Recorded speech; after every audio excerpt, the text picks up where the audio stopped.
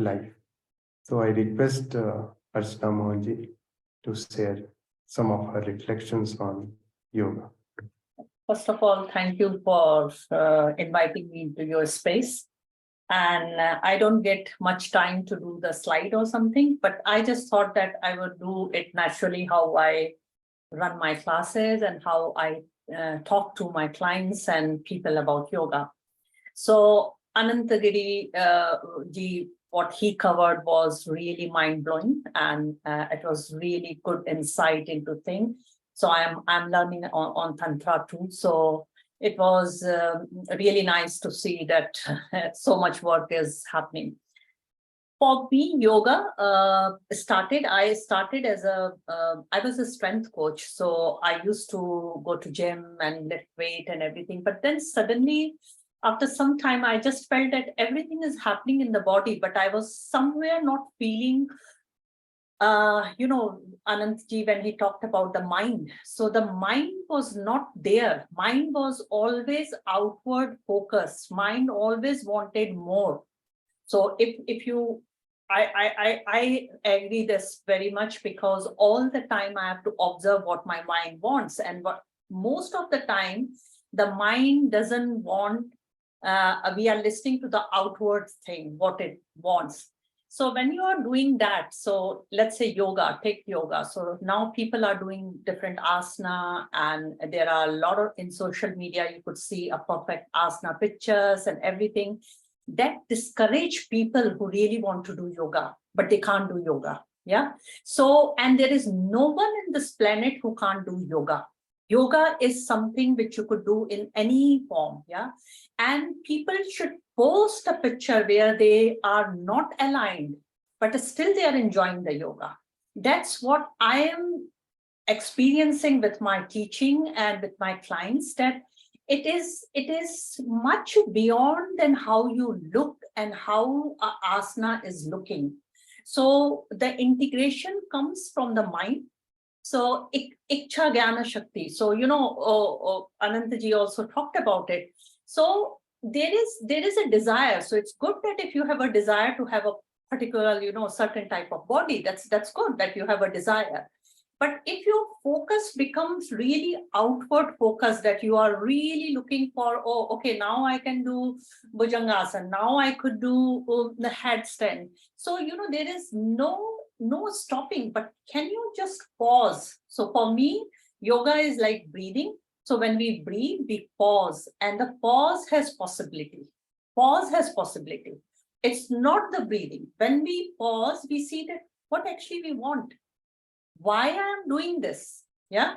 So if in a class, 60 minutes, 40-minute class, if you are a beginner and you have never done yoga and you go there and you really think everyone is good, you are outwardly focused. Yoga is something which is in your mat, it is you.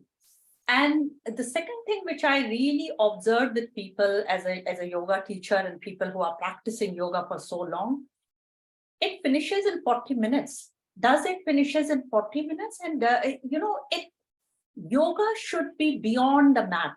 So when we have closed our studio door and I am out, I saw my husband doing something or my children doing something, and I'm out of my mind. Is it yoga? No. Because if that is the time when we have to really tap, what is yoga?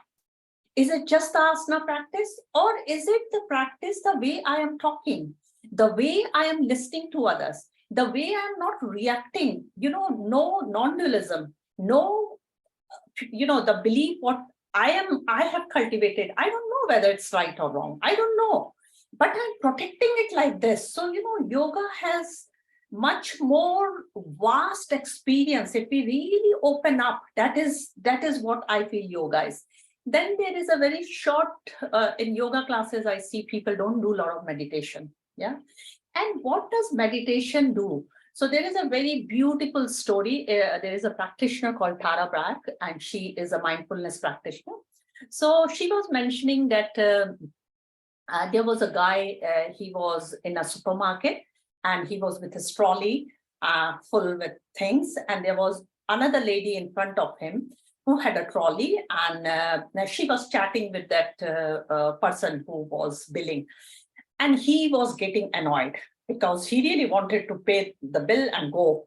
And he thought, what the hell? Why is she talking so much? Yeah. And he was getting really boiled up. But that person, during his posting in Afghanistan, he learned some sort of mindfulness, meditation and all.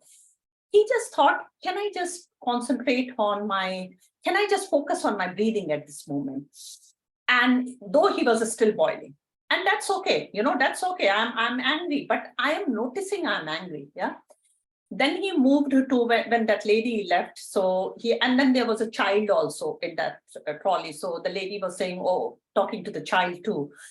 So he just mentioned half-heartedly, oh, the child was so beautiful. She said, isn't it? He's my son. I lost my husband in Vietnam war, in Afghanistan war. And that was my mom, because I have to work whole day and I could not see my son. So this is the only time when my mom come with some excuse to buy something and I could see my son.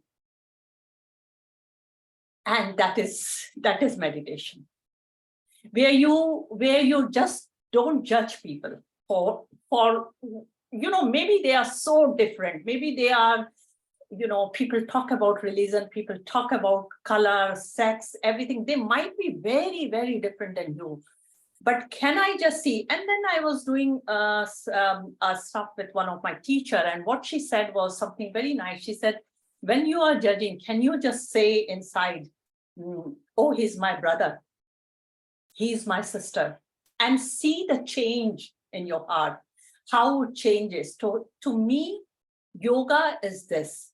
And then some of the people who has never practiced yoga, and this is again I'm a storyteller, so this is a very beautiful example of a young father who went to a monk in France and he said, teach me how to meditate. I don't know how to meditate. He said, oh, I remember you married a beautiful girl. And he said, yeah, I married. So now I have two sons. So he said, I am stay-at-home father. So I look after the children. So the monk asked, so do you enjoy looking at them? He said, I absolutely love it. I absolutely love it. I do everything for the children, and he said, what about those, dishes and cleaning the house? He said, I just love it because I know this movement will pass and they will grow. They will leave the house. So the monk said that you are already doing the meditation. You don't need any meditation. So a lot of people, they don't realize that they really think they can't do upside down or something, but they are yogi. They are yogi in a way. And this is where, when the New York thing happened, so most of the classes were full in New York for the yoga thing. Why? Why people were looking for something like that? Because in that movement, when you are breathing and when you are moving your hands with that realization, maybe my hand might not look so sophisticated and in an elegant way coming, but if I am really focusing on my hand moving like this and bringing the energy back to my heart, I can see something inside me. So, and that's why they did the research, and they felt that people during that time, because it was such a big event happened, 9/11, and all the yoga teacher was completely busy. It's not that they are absolutely amazing teacher or something like that, but it's something they are offering.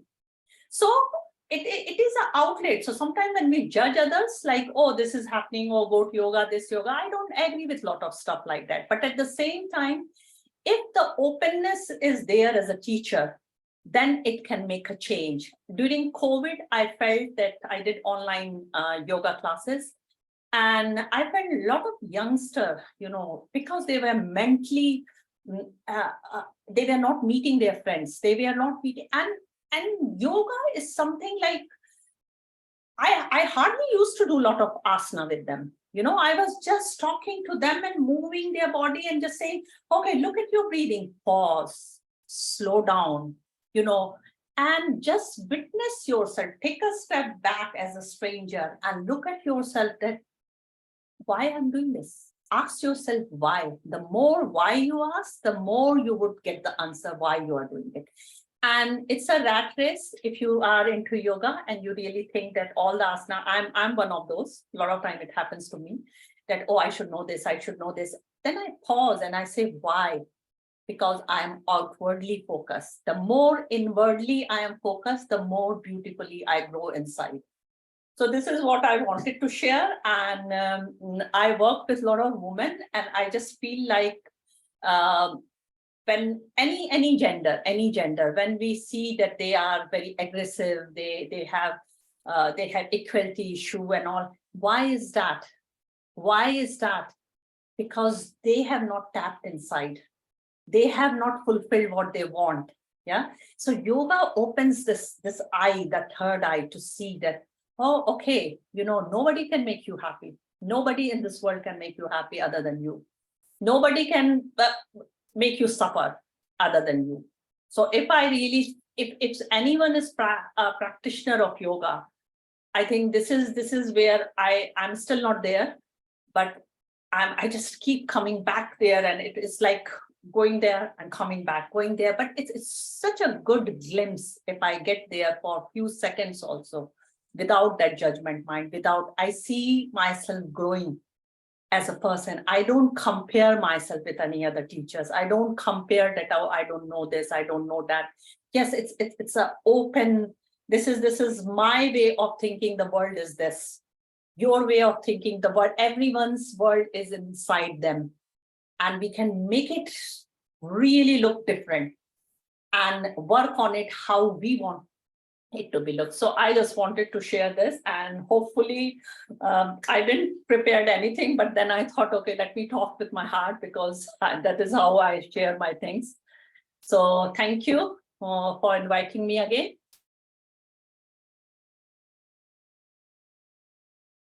By listening your presentation, I was recalling Yehudi